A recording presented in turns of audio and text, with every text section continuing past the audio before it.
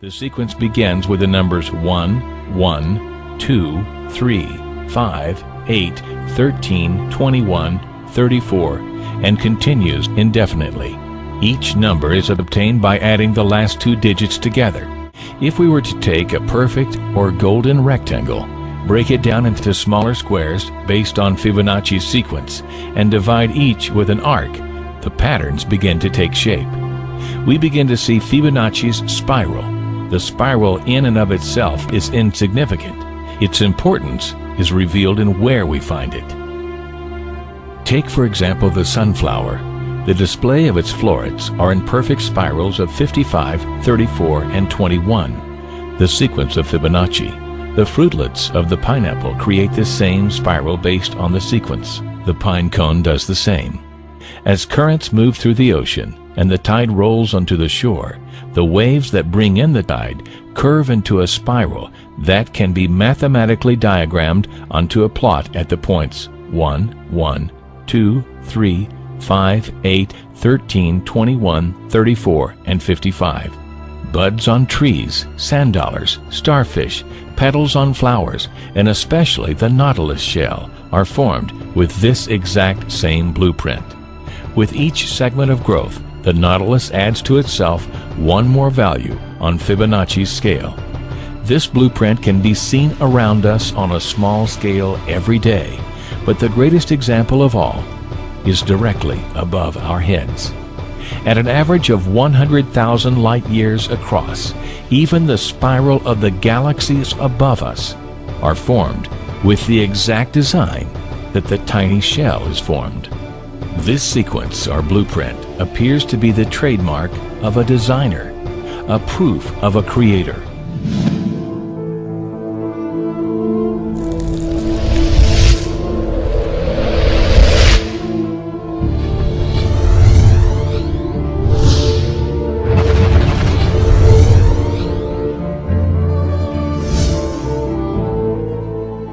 You speak about God. We call Allah God. What is Allah? Allah, from the Islamic perspective, means the God, the absolute, indivisible God. The Holy Quran says, Qul huwa Allahu ahad. Say God is unique, one. Allahu samad. God is independent. Nothing depends. He depends on nothing. Everything depends on Him. Lam yalid. He does not beget, nor is He begotten, nor is He born. This absolute God has no frame of reference. Frame of reference implies something that is bound within time, matter, and space. The problem with these arguments is we keep constantly debating on the issue of bringing God to the relative world. The relative world cannot exist without an absolute creator, and that's the argument. You keep arguing on the issue of God in the relative sense. God is not transient. He is the necessary existent. We are the transient existent.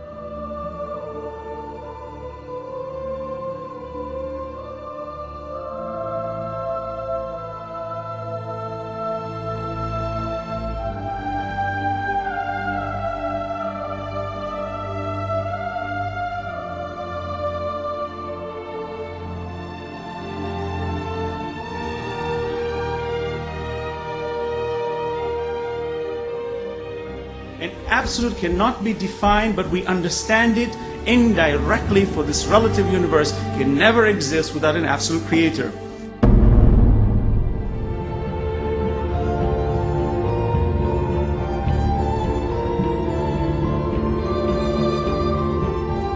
Holy Prophet Muhammad is made to say, Qul huwa Allahu ahad. Say, He is God, the one and only. He said, Ahad, one and only. Jesus said, Ikhad, meaning one and only. Moses said, Ikhad, meaning one and only. What is the difference? It's the same word meaning the same thing.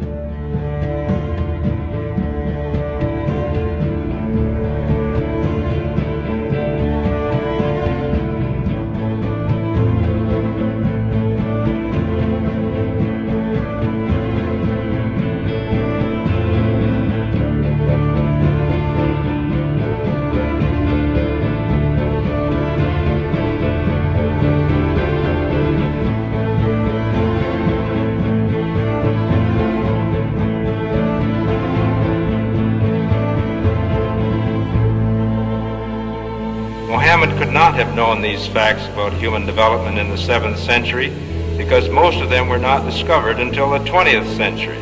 Muslims and others are justified in concluding that these facts could only have been revealed to Muhammad by the one who knows all about us, not only about how we developed, but how we live and function.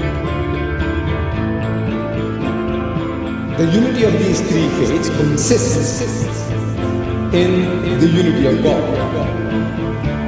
You see, in the fundamentals of the teachings of Moses, Jesus, and Muhammad, there is not an iota of difference.